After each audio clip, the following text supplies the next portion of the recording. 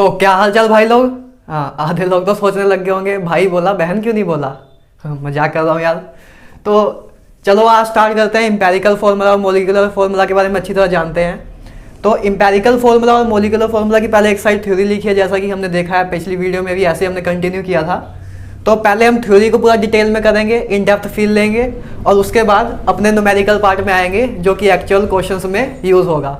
Okay guys, तो चलो यार स्टार्ट करते हैं। अच्छा यार, कमेंट में बताया करो कि वीडियो कैसे बनी है, मतलब आपको कोई डाउट तो नहीं रह गया आपका कोई, तभी मैं आगे और इम्प्रूवमेंट कर पाऊंगा। ओके गाइज, तो स्टार्ट करते हैं इम्पेरिकल फार्मूला से। कि पहले बात करते हैं इम्पेरिकल फार्मूला क्या होता है। तो इम्पेरिकल फार्मूला की डेफिनेशन देखो, represent simple ratio of atom in A molecule. कि जो कोई भी मॉलिक्यूल है उसमें जो एटम्स की सिंपलेस्ट रेशियो को जो रिप्रेजेंट करता है फॉर्मूला, उसको इम्पेरिकल फार्मूला कहते हैं। जैसे अभी एक एग्जांपल देखते हैं। जैसे देखो इम्पेरिकल फार्मूला, जैसे एक है C6H12O6, ठीक है। ये आपने देखा भी होगा, किसका फॉर्मूला है बताओ? ग्लूकोस। एक इसका फॉर्मूला गाइस ग्लूकोस का, इसको याद रखना, बायोमोलिक्यूल में यूज करेंगे इसका, तो ऑर्गेनिक में भी बहुत यूज होगा।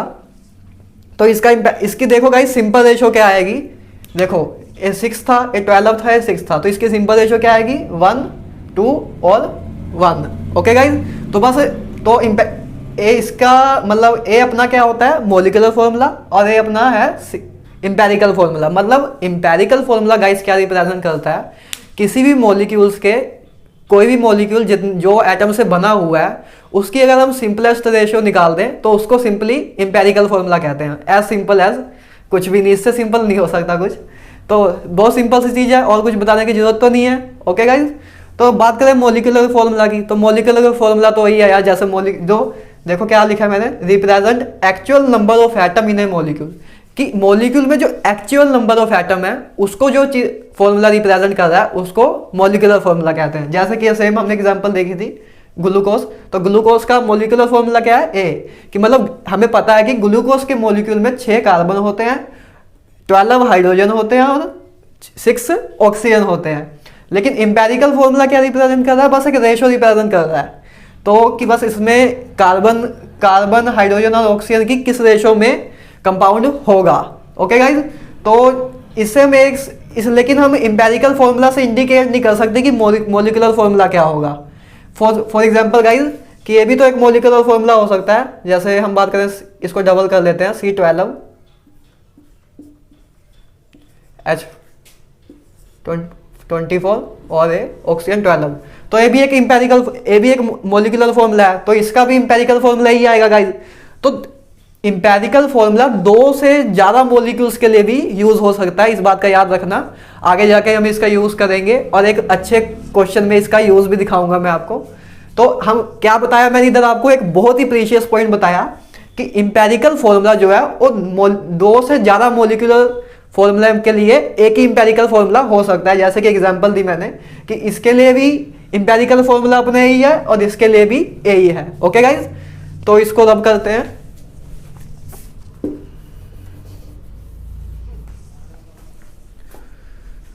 तो देखो अब बात करते हैं, एक नोट मैंने लिखा है, देखो empirical formula may be equal to molecular formula. अब गाइज जैसे इम्पेरिकल, इसमें क्या मतलब बना कि जो इम्पेरिकल फॉर्मूला है वो अपने मॉलिक्यूलर फॉर्मूला के ही बराबर भी हो सकता है। तो भैया तो लिखा ही हुआ है, इसमें बता के क्या कर लिया आपने। तो देखो आपको यार एग्जाम्पल देता हूँ, बताना जरूरी है हिंदी में भी, क्योंकि कुछ बच्चों को हिंदी में समझ आता है तो कोई दिक्कत नहीं है, फील उनको हिंदी में आता है, मुझे भी यार फील हिंदी में ही आता है। तो इसलिए मैं इंग्लिश में भी लिख देता हूँ और साथ साथ में हिंदी में भी बोल देता हूँ कि जिसको जैसा लगे वैसा ले ले। तो देखो एग्जाम्पल देखते हैं, सुक्रोज, जो शुगर अपनी यूज होती है, चीनी जो खाते हो आप, खा के दांत खराब किए हुए हैं। तो इसमें देखो, तो सुक्रोज का फॉर्मूला क्या होता है गाइस? C12H22 और O ऑक्सीजन 11। ओके गाइज, तो अब इसकी सिंपलेस्ट रेशो क्या होगी गाइज? इसकी सिंपलेस्ट रेशो भी यही है, इससे सिंपल द्वारा आप कुछ कर नहीं सकते। ओके गाइज, क्लियर हो रहा है ना? इससे अब सिंपल तो कुछ भी नहीं होगा ना, क्योंकि ये दोनों को तो सिंपल, मतलब ये तो ऑड नंबर है, तो इसको हम सिंपल कैसे करेंगे? ओके गाइज, तो इससे क्या इंडिकेट हुआ कि इम्पेरिकल फॉर्मूला मॉलिक्यूलर फॉर्मूला के बराबर भी हो सकता है। ओके गाइज, तो अभी तक सब क्लियर है? ये आपकी थ्योरी है मतलब इंपेरिकल फॉर्मूला और मोलिकुलर फॉर्मूला में बेस्ट थ्योरी है कि कम से कम टाइम में आपको मैक्सिमम चीज़ें मैंने बता दी हैं, फालतू की कोई बकवास नहीं की है। तो यही आपके मैक्सिमम यूज में आएगी जिस मर्जी लेवल का क्वेश्चन हो। तो अब नेक्स्ट बात करते हैं यार, पहले बात कर लेते हैं कि इंपेरिकल फॉर्मूला को हम निकाले कैसे। तो देखो हम स्टेप वाइज बात करेंगे, दो प्यारे से स्टेप हैं तो उसको देखते हैं। पहले फर्स्ट स्टेप क्या है गाइज, पहले हम सबसे पहले क्या करेंगे, नंबर ऑफ मोल्स निकाल लेंगे। एक बार हम नंबर ऑफ मोल्स हमने निकाल लिए, नंबर ऑफ मोल निकालने के लिए आपको गिवन चीजें दी होंगी सफिशिएंट जिससे आप नंबर ऑफ मोल निकाल सकते हो। तो ठीक है, तो पहले हम नंबर ऑफ मोल्स निकाल लेंगे आराम से। उसके बाद सेकंड स्टेप क्या होगा, बस नंबर ऑफ मोल्स की उसके बाद हम सिंपलेस्ट रेशो निकाल देंगे। तो उसके बाद क्या होगा, उसके बाद बस आपकी शक्ल ऐसी होगी कुछ जब आप एग्जाम में करके आओगे। ओके गाइज, तो ये दो स्टेप हैं, इन दो स्टेप को याद रखना।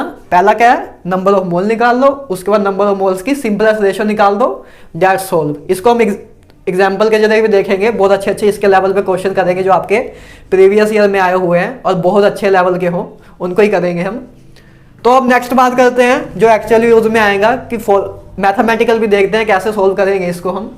तो पहले देखो मैंने चार चीजें लिखी हैं, पहले दो तो जो दो चीजें हैं ये तो अपने टॉपिक के रिलेटेड ही हैं और दो कुछ एडिशनल चीजें भी हैं जो कि बहुत अच्छे क्वेश्चंस में कभी कभी यूज हो जाती हैं, जो कि मतलब अगर क्वेश्चन को अच्छा बनाना हो तो ये दो फॉर्मूले भी मैं यूज कर सकता हूँ। अगर मुझे आपका टेस्ट बनाना हो तो मैं ये दो फॉर्मूले यूज करके ही आपको इस कंसेप्ट का क्वेश्चन बनाऊंगा। तो देखो पहले बात करते हैं मोलिकुलर फॉर्मूला। तो ये देखो गाइस दो फॉर्मूले हैं, एक मोलिकुलर फॉर्मूला बराबर होता है N time empirical formula. N क्या है इधर, एन कोई भी इंटीजर हो सकता है, ठीक है ना, इंटीजर नहीं कह सकते, वो होल नंबर कह सकते हैं, ठीक है ना, नेचुरल नंबर सॉरी।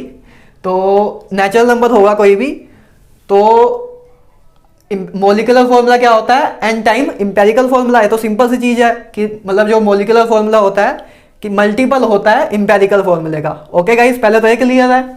तो नेक्स्ट बात करते हैं, ये भी उससे इंडिकेट हो रहा है कि मोलिकुलर फॉर्मूला वेट बराबर होता है sorry N into empirical formula weight. तो ये दो सिंपल से फॉर्मूला है, इसमें तो आपको कुछ याद भी रखने की जरूरत नहीं है कि आप भूल जाओगे तो क्या होगा। इसको तो आप अगर याद भी नहीं रखोगे तब भी आप अपने आप इंडिकेट कर सकते हो कि molecular formula n into empirical formula ही होगा। ओके गाइस, क्लियर है, बिल्कुल शांत हो। चलो अब नेक्स्ट बात करते हैं, दो और फॉर्मूले की बात करते हैं जो कि काफी अच्छे क्वेश्चन में यूज होंगे। फर्स्ट मेथड है vapour density method. Guys vapour density method से क्या होता है, ये वेपर डेंसिटी मेथड एक मेथड है जिससे हम मोलिकुलर फॉर्मूला डिटरमाइन करते हैं, जैसा कि मैंने लिखा भी हुआ है, टू डिटरमाइन मोलिकुलर मास। तो देखो ये हमें फॉर्मूला निकाल के दिया हुआ है वेपर डेंसिटी मेथड का। तो मोलिकुलर वेट बराबर होता है 2 टाइम वेपर डेंसिटी। आपको वेपर सिंपल सी बात है, बस वेपर डेंसिटी दी होगी, आपको मोलिकुलर फॉर्मूला वेट निकालना होगा तो आप 2 इंटू वेपर डेंसिटी कर दोगे तो आपके पास मोलिकुलर फॉर्मूला आ जाएगा। ओके गाइज, तो इस फॉर्मूले को दिमाग में रखना, इसके हम आगे क्वेश्चन देखेंगे, आपको दिखाऊंगा कि इसका कैसे यूज करेंगे हम। तो नेक्स्ट बात करते हैं specific heat method. Specific heat के बारे में जानते हो कि नहीं वैसे? स्पेसिफिक हीट, चलो हम इसको थर्मोडायनेमिक्स में करेंगे, अभी कोई खास जरूरत भी नहीं है, थर्मोडायनेमिक्स पूरा डिटेल में करेंगे, ऐसी आधी अधूरी नॉलेज देने का कोई फायदा नहीं रहेगा।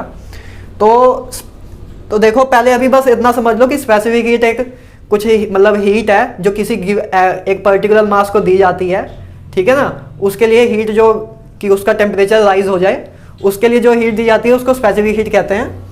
तो डिटरमाइन ए स्पेसिफिक हीट में दो पहले हमने किया वेपर डेंसिटी मेथड, दूसरा मेथड क्या है स्पेसिफिक हीट मेथड। तो स्पेसिफिक हीट मेथड से क्या निकालते हैं गाइस, एटॉमिक वेट। इसमें हम क्या निकालते थे, मॉलिक्यूलर वेट। तो इसका फॉर्मूला देखो, specific heat into atomic weight is equal to 6.4। मतलब इन स्पेसिफिक हीट और मल्टीपलाई में एटॉमिक वेट हो तो इन दोनों का मल्टीपल क्या होता है गाइस, 6.4। पॉइंट दिख रहा है ना गाइस, तो समझ, अगर नहीं दिख रहा तो समझ जाना 6.4 है, 64 ना ले लेना। तो आई होप अभी तक सब कुछ क्लियर हो गया। ये मैक्सिमम थ्योरी है यार, इससे ज्यादा कुछ थ्योरी में कुछ नहीं है इंपेरिकल और मॉलिक्यूलर फॉर्मूले। अब मेन बात रह गई है अब थोड़ी क्वेश्चन प्रैक्टिस करनी, इसमें आपका मतलब दिमाग खोलने की जरूरत है अब कि इन डेफिनेशनों को खोल के निकालें कि क्वेश्चन में देखते हैं कैसे अप्लाई होता है। तो अब मैं साइड होता हूँ यार हमेशा की तरह, आप इसका स्क्रीनशॉट लीजिए, फिर उसके बाद हम आपके लिए प्यारे प्यारे क्वेश्चन स्टार्ट करते हैं। ओके गाइज, तो ले लीजिए गाइज। तो दोस्तों चलो यार अब हम जितना भी हमने अभी तक थ्योरी किया दोनों साइड में, तो अब उसके बेस पे जो अपने प्रीवियस ईयर में आए हुए प्यारे प्यारे क्वेश्चन हैं उनको अटेम्प्ट करना स्टार्ट करते हैं। तो पहले दो क्वेश्चन को टैकल करेंगे, एक नीट 2016 में आया है और एक नीट 2008 में आया है। तो पहले इसको टैकल करते हैं गाइज, क्योंकि इसमें थोड़ा सा इजी है, बहुत प्यारा सा क्वेश्चन है, बहुत इजी क्वेश्चन है। देखो नीट में कैसे कैसे क्वेश्चन आए हैं। तो स्टार्ट करते हैं। देखो क्या क्वेश्चन देख लो पहले क्या है। An organic compound contain carbon, hydrogen and oxygen, और उसके बाद बताया कि कार्बन इतने परसेंट है, हाइड्रोजन इतने परसेंट है, ठीक है ना। और हमें पूछा है कि बताना है हमें कि इंपेरिकल फॉर्मूला बताओ कंपाउंड, ऑर्गेनिक कंपाउंड का इंपेरिकल फॉर्मूला क्या होगा। तो गाइस जब हमने थ्योरी की थी तो उसमें मैंने आपको स्टेप बताए थे, इधर लिखा था मैंने, याद होगा आपको।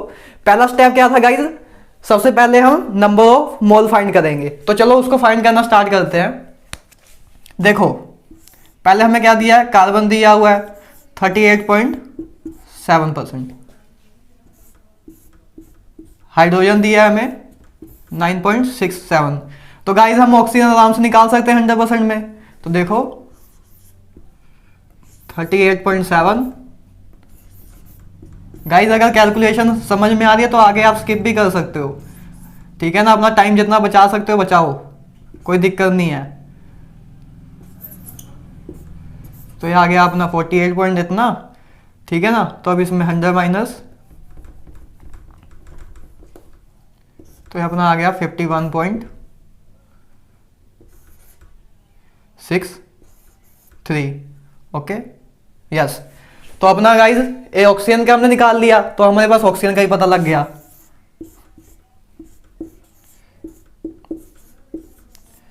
ठीक है ना गाइस, हमने तीनों का परसेंटेज को निकाल लिया। अच्छा इसको हमने मास की फॉर्म में मतलब परसेंटेज मास की फॉर्म में दी हुई है।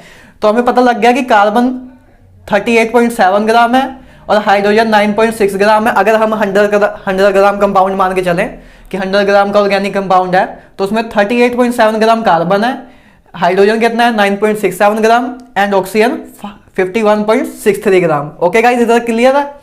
तो अब बात करते हैं हमें नंबर ऑफ मोल निकालने। तो गाइस नंबर ऑफ मोल निकालने का फॉर्मूला लेक्चर 1 में कराया था, सीधा लेक्चर 2 में तो नहीं आ गए।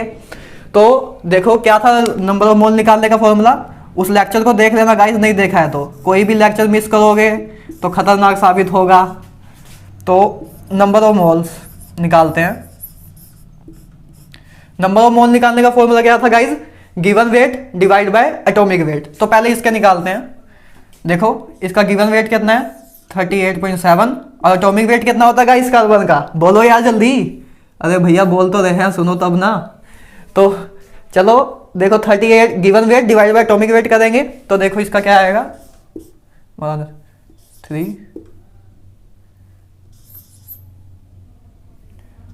तो गाइस 3.22 आएगा, ठीक है ना। नंबर ऑफ मोल्स ऑक्सीजन के हमने निकाल लिए, ए हमने ऑक्सीजन के निकाल लिए, ठीक है ना।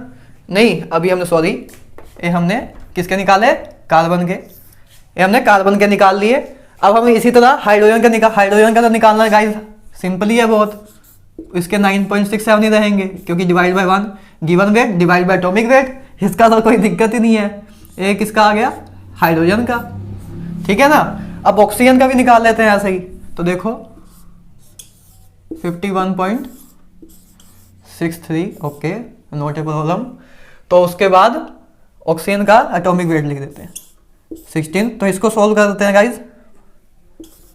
3 सोल्व तो कर लोगे ना गाइज अपने आप। इसका भी गाइज 3.22 आ रहा है। तो हमने क्या किया, पहला स्टेप अपना कंप्लीट कर लिया। स्टेप टू स्टेप चलेंगे। मैं आपके लिए अभी धीरे करा रहा हूँ यार, इतनी देर में तो मैं 10 क्वेश्चन कर देता हूँ नीट के। तो लेकिन आपके लिए धीरे करा रहा हूँ क्योंकि आपको अभी टाइम चाहिए, आप अभी इनिशियल स्टेज पे हो। तो जब मैं भी इनिशियल स्टेज पे था तो मुझे भी बहुत टाइम लगता था यार। जैसे जैसे हम चलेंगे, जब आपका नीट का पेपर आने वाला होगा तो मैं गारंटी लेता हूँ आपके जो 45 क्वेश्चन है वो आप केमिस्ट्री के 40 मिनट के अंदर पूरे के पूरे अटेम्प्ट कर दोगे, सारे के सारे सही भी करके आओगे, तो कोई दिक्कत नहीं है अपने को। तो देखो अब हमने पहला स्टेप कर लिया पूरा। तो अब देखो नंबर ऑफ मोल निकालते हैं कि नंबर ऑफ मोल निकाल लिया हमने। अब क्या करना है, सिंपली उसकी सिंपल रेशियो निकालनी है। तो देखो गाइस इधर करते हैं कार्बन, हाइड्रोजन और ऑक्सीजन, ठीक है ना। तो देखो कार्बन का हमें नंबर ऑफ मोल कितने आए थे 3.22 और किसके कौन रह गया हाइड्रोजन, हाइड्रोजन के कितने आए थे गाइस, साथ साथ में बोलते रहो यार, ठीक है ना। अरे मुझे नहीं सुन रहा है लेकिन मैं फील जरूर करूंगा। तो 9.67 ऑक्सीजन के 51.63 ये अपने नंबर ऑफ मोल हमने निकाल लिए। तो अब हमें क्या निकालना है इनकी सिंपल रेशो। अच्छा गाइस अब देखो सिंपल रेशो सॉरी ऑक्सीजन का हमने नंबर ऑफ मोल लिखना था। तो देखो ये आ गया 3.22। अब देखो नंबर ऑफ मोल निकालना है, तो नंबर ऑफ मोल निकाल लिया है। अब हमने क्या करना है इनकी सिंपल रेशो निकालनी है। तो गाइस सिंपल रेशो निकालने के लिए आपको मैं नीट वालों को तो इजी तरीका ही बताऊंगा कि जो भी लोएस्ट टर्म है, जितने भी आपने नंबर ऑफ मोल निकाले हैं उसमें जो भी लोएस्ट टर्म है उसको ही सबसे डिवाइड कर दो, तो आपकी आराम से सिंपल रेशो निकल जाएगी। ओके गाइज, तो देखो जैसे इनमें इन तीनों में सबसे लोएस्ट टर्म कौन सी है 3.22, तो इसी को सबसे डिवाइड कर दो 3.22 3.22। तो ये अब हम सिंपल रेशो निकाल रहे हैं 3.22। नहीं तो करने को आप दूसरी तरीके से भी कर सकते हो, लेकिन मैं आपको बता नहीं रहा हूं और इसलिए नहीं बता रहा हूं क्योंकि आपके लिए टफ होगा। और आप मैं जेई वाले स्टूडेंट को चीज बताई थी मैंने, लेकिन आपके लिए टफ होगा तो आप ऐसे ही कीजिए क्योंकि अपने को कैलकुलेशन में ज़्यादा नहीं जाना है, अपने को कंसेप्ट क्लियर रखना है और स्कोर करना है बस। तो देखो इसका रेशो क्या आ जाएगा आंसर 1, इसका 9, इसमें गाइस देखो अपना 3 आ जाएगा है ना, 9.67 डिवाइड बाय इसको मतलब अप्रोक्सीमेटली इक्वल टू वही आ जाएगा अपना सॉरी, तो 9.67 डिवाइड बाय 3.22 अपना 3 आ जाएगा और 3.22 डिवाइड बाय ए भी अपना 1 आ जाएगा। जुकाम हो गया गाइस, सर्दी बहुत है। तो देखो कार्बन अपना हमने कार्बन और हाइड्रोजन और इसकी सिंपल रेशो निकाल ली। तो बस गाइस अपना क्वेश्चन सोल्व हो गया। तो इंपेरिकल फॉर्मूला क्या बना C1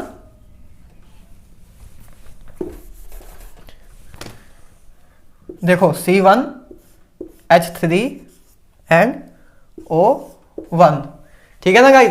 तो अपना कोई ऑप्शन ऐसे मैच कर रहा है, ये देखो गाइस अपना सी ऑप्शन करेक्ट है। बिल्कुल सिंपल क्वेश्चन था, इतना टाइम देके क्यों किया, इसलिए किया कि आपको समझ आ जाए। सिंपली किया कुछ भी नहीं, हमने पहले नंबर ऑफ मोल निकाल लिए कि नंबर ऑफ मोल पहले हमने देखो हमें गिवन वेट दिया था, हमने सबसे पहले नंबर ऑफ मोल निकाले, उसके बाद सिंपली बस रेशो निकाल दी। बस मैंने आपको बता दिया कि रेशो सिंपल रेशो निकालने के लिए आप जो लोएस्ट टर्म है उससे डिवाइड कर दो।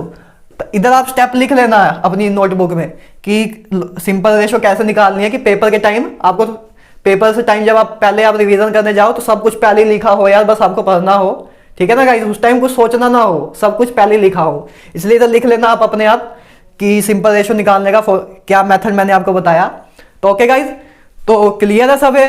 तो 1 मिनट में साइड होता हूं, आप इसका स्क्रीनशॉट ले लीजिए, फिर हम नेक्स्ट क्वेश्चन में मूव ऑन करते हैं। ले लीजिए,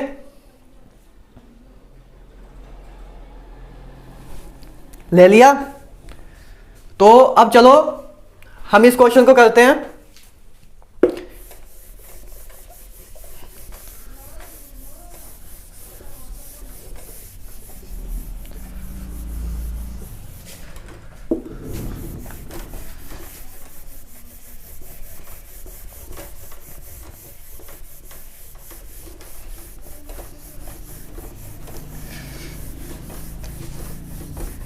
गाइस खुद भी कुछ कर रहे हो ना, थोड़ा बहुत अपने आप भी करते रहना गाइस, नहीं तो ये सोचो कि भैया तो सब करा ही रहे हैं। भैया तो आपको सब कराएंगे ही जितना कराना है, लेकिन आप अपने तरफ से करोगे तो जहां हम 650 स्कोर कर रहे हैं उधर हम 700 को अप्रोच करने लग जाएंगे।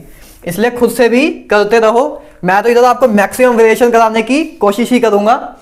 तो अब देखो नेक्स्ट क्वेश्चन करते हैं अपना, इसको इरेज कर देना, इसकी तो कोई जरूरत नहीं है।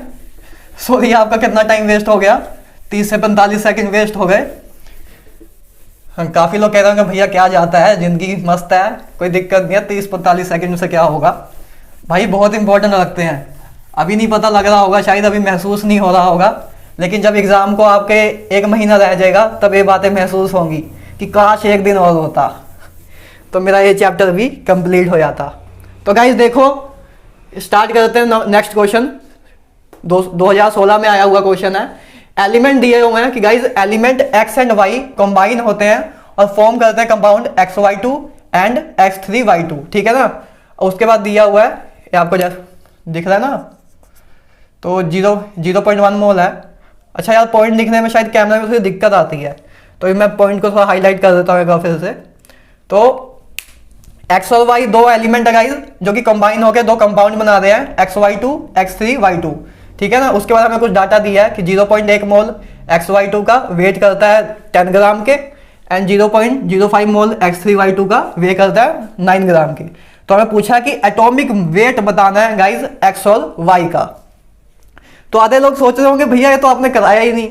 भाई आपको मैं एक क्वेश्चन देखो किस बेस पे बना है, एक क्वेश्चन बनाया है मॉलिक्यूलर फॉर्मूला की डेफिनेशन पे। कितना प्यारा क्वेश्चन है। इस शायद आपसे पहली बार में ना हो, बिल्कुल भी ना डरना, पहली बार में नहीं होगा, कोई दिक्कत नहीं है। क्वेश्चन नवा टाइप है जो आपको, जैसे मैं आपको अभी करा रहा हूँ, तो मैंने भी जब इसको पहली बार कभी देखा होगा या किसी भी एजुकेटर ने जब इस टाइप को पहली बार देखा होगा तो उसे टाइम जरूर लगा होगा। तो उसके बाद जैसे मेरे लिए इजी हो गया वैसे ही आपके लिए भी इजी हो जाएगा, इसलिए गिल्टी फील ना करना कि मुझे नहीं आता, कोई दिक्कत नहीं है।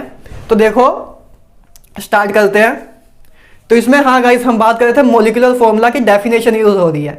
गाइस मॉलिक्यूलर फॉर्मूला की डेफिनेशन क्या बताई थी? The formula which contain actual number of atom, actual number of atom. तो देखो हम उसी का यूज करेंगे। देखो पहले तो हमें जो गिवन चीज दी है उसको देखो। देखो हमें XY2 के बारे में क्या दिया है, 0.1 मोल और उसका वेट 10 ग्राम। ओके तो देखो इधर लिखते हैं XY2 0.1 है कि okay 0.1 mole and 10 gram weight. तो गाइस देखो पहले हम इस चीज से क्या निकाल सकते हैं, इस चीज से हम आराम से मॉलिक्यूलर वेट निकाल सकते हैं। देखो कैसे, नहीं कैचअप हो रहा तो देखो नंबर ऑफ मोल्स, हमने नंबर ऑफ मोल निकालने का फॉर्मूला किया था। नंबर ऑफ मोल बराबर होता है गिवन वेट, गिवन वेट कितना है अपना 10 gram divide by molecular weight, ठीक है ना गाइस। तो अपना इधर से वो आ जाएगा मॉलिक्यूलर वेट, मॉलिक्यूलर वेट कितना आया 10 बाय 0.1, तो अपना आ गया 100। इसका मॉलिक्यूलर वेट कितना आ गया गाइस 100 आ गया। तो इसी तरह सेम पहले इसका भी निकाल के रख लेते हैं, ठीक है ना। तो क्या है X3Y2, तो इसमें अपने को 0.05 मोल है, ठीक है ना, 0.05 मोल है। नंबर ऑफ मोल बराबर होता है गिवन वेट, गिवन वेट कितना है गाइस अपना 9 ग्राम, दिख रहा है ना। तो 9 ग्राम, पॉइंट को देखते रहना यार, जब विजिबल ना हो तो वैसे तो मैं बोल ही रहा हूँ आपको 0.05, तो अगर पॉइंट विजिबल ना हो तो अपने आप समझ जाना थोड़ा, ठीक है ना। 9 ग्राम एंड मॉलिक्यूलर वेट, तो इसमें आ जाएगा molecular weight 9/5 into 100, okay, then it is 20, then 180।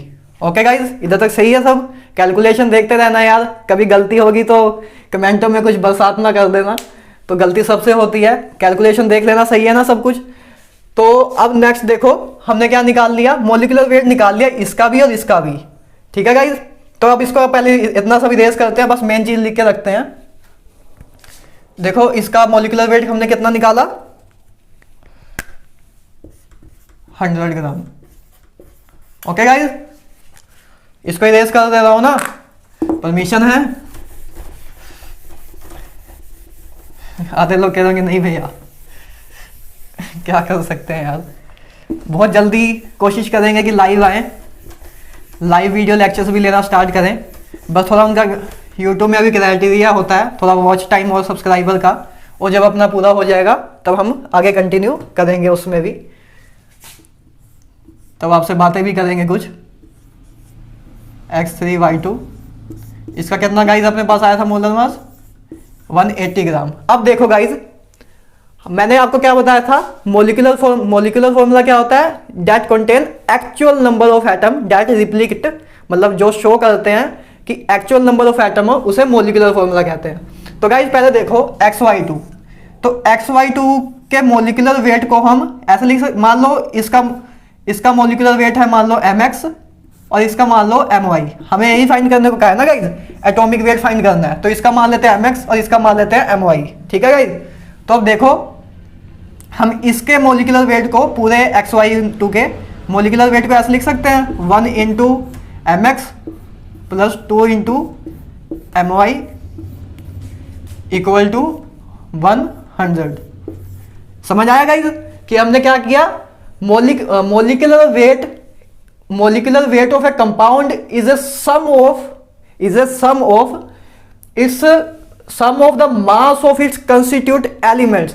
कि मतलब जो भी कंपाउंड है उसका जो मोलर मास है वो बराबर किसके होता है? एटॉमिक मास के मल्टीपल ऑफ जो जिससे वो बना हुआ है उसके मल्टीपल में। जैसे देखो 1 x कितना था 1, तो हमने 1 इंटू एम एक्स किया प्लस 2, y कितना था 2, तो 2 प्लस एम वाई किया। समझ आया इतना? हमने सिंपल सी इक्वेशन के फॉर्म में अपने मोलर मास को लिख दिया। तो इतना समझ आ गया? समझ आ गया तो क्वेश्चन खत्म। इसके अलावा कुछ भी नहीं समझने की जरूरत है। तो इसी की तरह हम अब इसमें लिख देते हैं 3/mx 2/my equal to 180। Wait है गाइस, मार्कर अपना थोड़ा हाँ भैया नवा मार्कर ले आए। तो देखो गाइस इसमें अब माइनस हो जाएगा, तो अब अपना हम आंसर लिखते हैं। सिंपल, हमने दो इक्वेशन को सोल्व किया ना, ये तो कर लोगे ना। इसमें भी अब कुछ बताने की जरूरत तो नहीं है। जरूरत हो बता देना, कोई दिक्कत नहीं है, शर्माना ना। आपके बेसिक से ही क्लियर करने आया हूं मैं। आपका डाउट मेरा डाउट है, बिल्कुल भी ना शर्माना कि पहले ये तो फर्स्ट क्लास का डाउट है। कोई दिक्कत नहीं है, आपको बताऊंगा इस चलो आगे कभी किसी और दिन बताऊंगा। अभी हम पढ़ लेते हैं। तो देखो गाइज अपना mx आया 40। ओके, हमने mx निकाल लिया। अब my निकालना आसान है गाइज, इसमें पुट कर दो। इसमें mx पुट कर दो तो my निकल जाएगा। निकाल लोगे ना? नहीं भैया निकाल के दो, ऐसे कैसे? हाँ सब भैया से निकलवा लो। तो 40 प्लस 2my इंटू 100 एंड अपना आंसर क्या आएगा? देखो मतलब my देखो 60 हो गया, 60/230। ठीक है ना? कुछ फास्ट तो नहीं हुआ। तो देखो अपना mx का मोलर मास कितना आया, एटॉमिक वेट कितना आया 40, my का कितना आया 30। ऐसा कोई ऑप्शन है गाइज? देखो 40 एंड 30। कितना इजी क्वेश्चन था, बहुत इजी क्वेश्चन था गाइज। बस एक बार थोड़ा मेथड को समझने की जरूरत थी कि हम इस चीज को इस चीज वे में लिखना कैसे सीख लें। ओके गाइज, तो आई होप आपको मजा आया होगा। अगर आपसे क्वेश्चन कमेंट में लिखना पहली बात तो कि इन दोनों में से कितने क्वेश्चन हुए आपसे, 1 हुआ 2 हुआ कि कोई भी नहीं हुआ। ठीक है ना? अगर 1 हुआ तो लाइक ठोकना, 2 हुए तो लाइक एंड सब्सक्राइब दोनों करना, और अगर 1 भी ना हुआ तो यार डिसलाइक जरूर करना, क्योंकि उसमें फिर मेरी गलती है, आपकी कोई गलती नहीं है। तो उससे मुझे पता लगना चाहिए। ओके गाइज, तो अब यार नेक्स्ट हम और कुछ प्यारे प्यारे क्वेश्चन करते हैं। तब तक आप इसका स्क्रीनशॉट ले लीजिए, मैं साइड में होता हूं, ले लीजिए। तो गाइज चलो अब नीट क्या कहते हैं अपने 2 और प्यारे प्यारे क्वेश्चन करते हैं। अब नीट में गाइज कोई ऐसा कोई खास क्वेश्चन रह नहीं गया था कि जिसमें आपको कुछ सीखने को मिले। एक आधा क्वेश्चन रह गया था और उसमें भी सेम कंसेप्ट लग रहा था जो हमने पिछले 2 क्वेश्चन में किया। इसलिए मैं चाहता हूं कि आपको मैक्सिमम वैरायटी के क्वेश्चन मिलिए। तो इसलिए हम पहले एक करेंगे क्वेश्चन जेई मेन 2013 वाला, और एक क्वेश्चन करेंगे एनओएसटी सर की बुक है, फिजिकल केमिस्ट्री की सबसे बेस्ट बुक है, सबसे पॉपुलर बुक है। आप किसी से भी पूछोगे तो इसका नाम जरूर जिक्र होगा। तो पहले हम स्टार्ट करते हैं गाइज इस क्वेश्चन से। देखो क्या कह रहे हैं क्वेश्चन में। A gaseous hydrocarbon gives carbon dioxide in the gram, ठीक है ना, and 0.72 gram of water on combustion, find empirical formula. Guys देखो हमें कहा है कि एक गैसियस हाइड्रोकार्बन है। हाइड्रोकार्बन मतलब guys a compound form by hydrogen and carbon, as simple as given. तो देखो एक गैसियस हाइड्रोकार्बन है जिसको कंबशन करने पे हमें इतने ग्राम कार्बन डाइऑक्साइड मिल रहा है और इतने ग्राम हमें वाटर मिल रहा है। तो हमें इंपेरिकल फॉर्मूला पूछा गया है। तो देखो गाइज निकालते हैं। अच्छा गाइज हमें हाइड्रोकार्बन का इंपेरिकल फॉर्मूला निकालना है, तो इसका मतलब हमें हाइड्रोजन और कार्बन के सिंपली नंबर ऑफ मोल निकालने हैं। तो पहले नंबर ऑफ मोल निकालते हैं, देखते हैं कैसे निकालना है। तो देखो एक साइड पहले वाटर का कर लेते हैं, इस साइड वाटर के बारे में कर लेते हैं और इस साइड कार्बन डाइऑक्साइड के बारे में कर लेते हैं। तो देखो गाइज, देखो वाटर का मोलिकुलर मास कितना होता है 18 ग्राम। तो 18 ग्राम में हम कह सकते हैं कि 2 ग्राम सॉरी 2 ग्राम हाइड्रोजन है। तो देखो हमें पता है कि 18 ग्राम ऑफ कार्बन और 18 ग्राम of water contain 2 gram of hydrogen. तो हम क्या करते हैं, अब 0.72 ग्राम ऑफ वाटर में देख लेते हैं कितने ग्राम हाइड्रोजन है। तो उससे हमें क्या पता लग जाएगा, गिवन वेट पता लग जाएगा हाइड्रोजन का। तो हमें गिवन वेट पता लग जाएगा, मोलिकुलर वेट हमें पता ही है, तो नंबर ऑफ मोल आराम से निकाल लेंगे। इसी तरह से हम उसमें करेंगे, डैश सोल्व, क्वेश्चन खत्म। तो देखो जल्दी जल्दी देखते हैं। देखो 2/18 एंड कितना था 0.72, तो इधर 0.72, 1/9, 0.72 और 0.72 इसको कैलकुलेट करेंगे तो 0.07। ठीक है गाइस, हमने क्या निकाल लिया, एक गिवन वेट निकाला हमने हाइड्रोजन का। ये कितना किसका आया कि हमें गिवन वेट पता लग गया हाइड्रोजन का। अब इसी तरह हम सेम कार्बन का निकाल लेंगे कार्बन डाइऑक्साइड से। देखो कैसे, जैसे हमें पता है कार्बन डाइऑक्साइड का मोलिकुलर फॉर्मूला कितना है 44, क्लियर है ना इतना, अरे 44 ही होगा ना। देखो 12 कार्बन का और 16 ऑक्सीजन का, 16 इंटू 2 32, तो 12 प्लस 32 44 ग्राम एज इजी। ठीक है ना। तो देखो 44 ग्राम कार्बन डाइऑक्साइड में कितने ग्राम कार्बन है 12 ग्राम। तो हम सिंपल फिर इसमें भी ऐसे करेंगे जैसे इधर हमने सिंपल किया। तो देखो 3.08 ग्राम में निकाल लेते हैं कितने ग्राम कार्बन है। तो देखो 12, समझ आ गया होगा। इसको आगे भी स्किप कर सकते हो, जितना टाइम बचा सकते हो बचाओ, कोई जरूरी नहीं है पूरी वीडियो देखनी है। मतलब वीडियो में कंसेप्ट जो है वो पूरे देखना, कोई मिस ना करना। लेकिन कैलकुलेशन साइड में आप मिस मतलब स्किप कर सकते हो आगे, तो उसमें कोई दिक्कत नहीं है। तो देखो इधर 3 आ गया, 4 से अगर डिवाइड करें तो 3.08। बताते रहना कैलकुलेशन सही कर रहा हूँ कि नहीं भैया, कैसे बताएं। अरे गलत होगा तो बस कमेंट सेक्शन में एक बार बताना। तो 9.24 आ गया अपना पहले, है ना। तो अब डिवाइड बाय 11, अब इसमें इसको और सिंपल करें तो 0.0888 देन 4, 0.84 आ गया गाइज अपने पास। हमने गिवन वेट निकाल लिया कार्बन का भी और गिवन वेट हमने निकाल लिया हाइड्रोजन का भी। तो अब देखो कितना इजी हो गया क्वेश्चन। अब देखो साइड में लिखते हैं, कार्बन का कितना गिवन वेट 0.84, हाइड्रोजन का कितना है 0.07। ओके गाइज, बहुत सिंपल हो गया। अब इसको इरेज कर देते हैं कि आपका सब कुछ आराम से दिखने लग जाए, थोड़ा इजी लगने लग जाए। ऐसे थोड़ा ज्यादा भीड़ भड़क्का लगता है, थोड़ा कंफर्ट फील करने लग जाए आपकी आईज। तो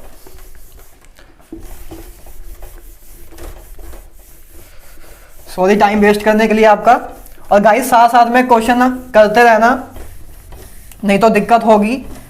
मैं आपके मतलब मेरे लेक्चर्स देख के आप आराम से जितना मैंने आपको बताया है उतना एक्सपेक्ट कर सकते हो, लेकिन आपने उधर तक नहीं रुकना गाइज। एम्स दिल्ली से कम तो अपना टारगेट होना ही नहीं चाहिए, जो मर्जी हो जाए।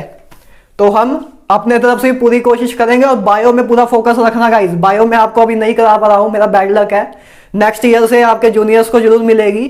तो लेकिन आप बायो में एनसीईआरटी पूरी अच्छी तरह करना। मैं एक वीडियो निकालूंगा अभी यार आपके लिए कि थोड़ा फिर से एक बार रिफ्रेश करेंगे कि बायो में कैसे स्टडी करें। तो वीडियो तो निकाल सकते हैं कम से कम स्ट्रेटजी बेस।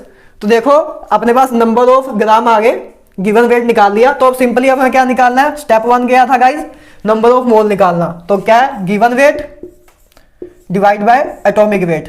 कितना आया गाइज इधर बोलो जल्दी, इतना तो बोलो 0.08। अरे भैया बोल रहे हैं, कितनी बार बोले, सुनो तो तब ना। 0.07 divide by number of mole. तो ये हमने क्या निकाल लिए, नंबर ऑफ मोल निकाल लिए कार्बन के भी और नंबर ऑफ मोल निकाल लिए हाइड्रोजन के भी। बस काम खत्म। अब क्या रह गया, तो देखो अब बस क्या करना था, second step simple ratio. Simple ratio के लिए मैंने आपको क्या बताया था कि बस सिंपली डिवाइड कर देना जो भी आपके पास सबसे लोएस्ट टर्म है। इधर तो आपको डिवाइड भी करने की जरूरत नहीं है क्योंकि ये पहली ऑड नंबर में है, तो ये डिवाइड होगा ही नहीं, पॉइंटों में ही आ जाएगा आपका आंसर। तो देखो इधर आप ऐसे लिख सकते हो सिंपली, ठीक है ना। 0.8 हो गया।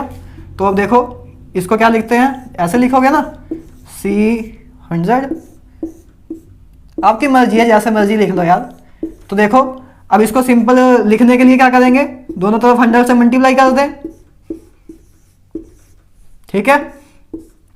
वैसे तो सिंपल कैलकुलेशन है गाइज, लेकिन आपको नीट में तब भी ऐसी कैलकुलेशन भी नहीं आएगी, आपको बहुत ही सिंपल कैलकुलेशन आएगी। जैसे मैंने आपको आपके 2 प्रीवियस क्वेश्चन कराए थे वैसी सिंपल सी कैलकुलेशन आएगी, क्योंकि आपको क्वेश्चन ज़्यादा करने होते हैं तो आपको उस अकॉर्डिंग सिंपली कैलकुलेशन आएगी।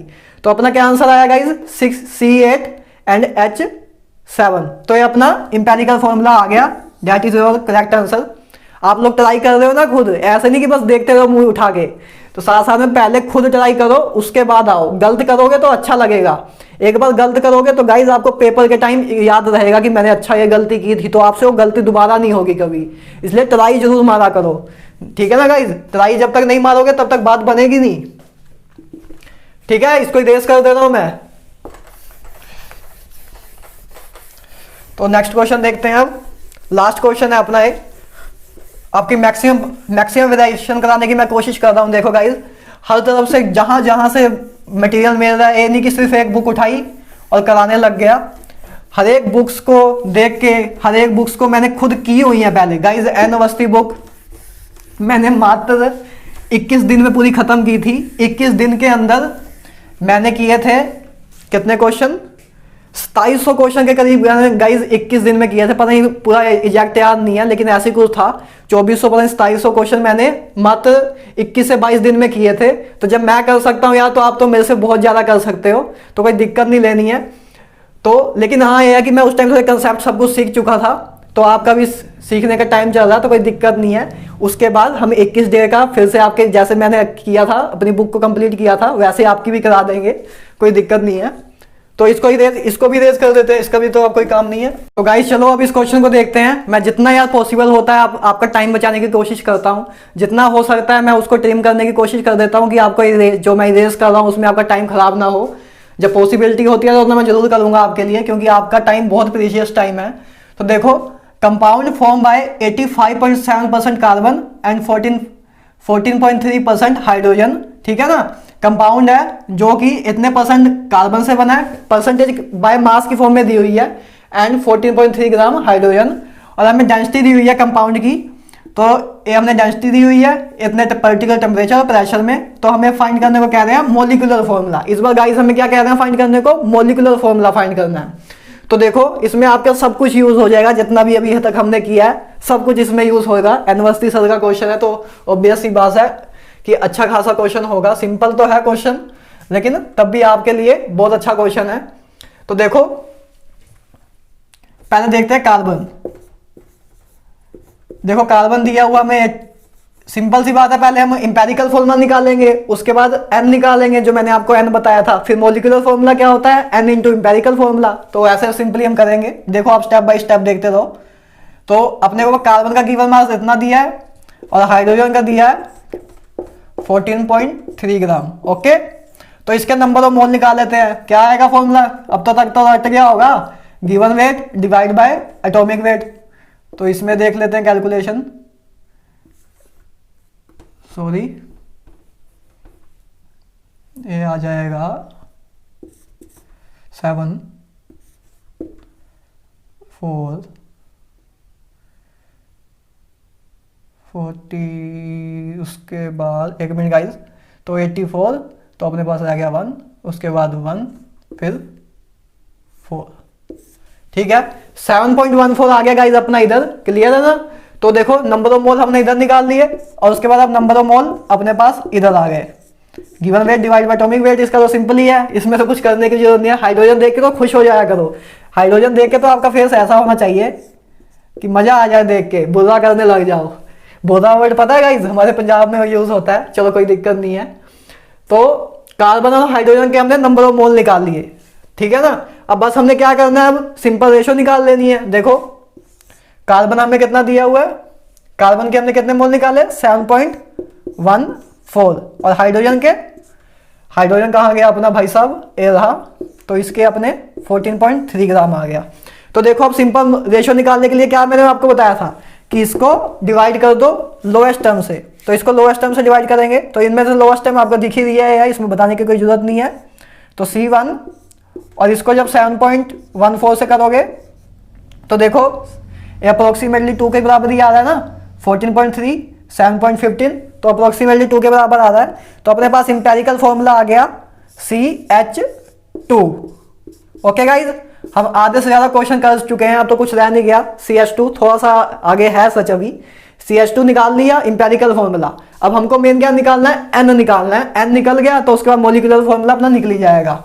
तो देखो गाइज, अब हमने इतनी चीज का तो यूज करके निकाल लिया, अब भाई इस भाई साहब की डेफिनेशन का कुछ यूज होगा, इतने से तो हमने जो निकाल सकते थे निकाल लिया।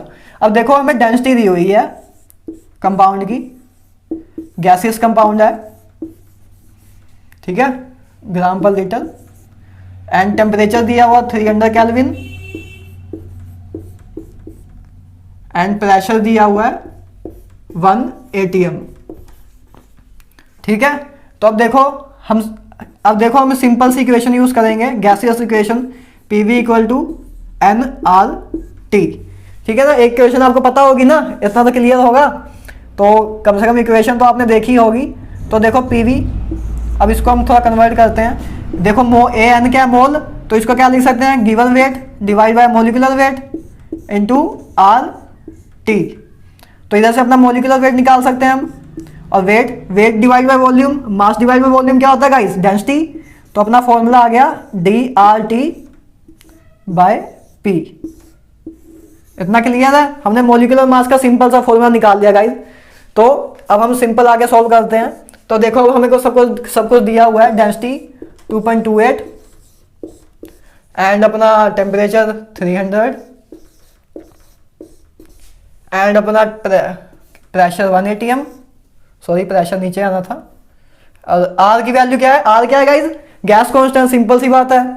तो इसका 0.0821 एंड नीचे प्रेशर अपना 1 atm ही है। तो इसको आप गाइज आगे सोल्व करेंगे तो मैं आपको सीधा देख के कैलकुलेशन बता देता हूं कि इसका आंसर क्या है, क्योंकि आपका टाइम वेस्ट ना हो, आप तो इसको आराम से सोल्व कर ही लोगे। तो देखो इसका आंसर क्या है, वेट ए मिनट गाइज। तो वेट ए सेकेंड, कहाँ गया क्वेश्चन, कहाँ गया भाई, कहाँ गया।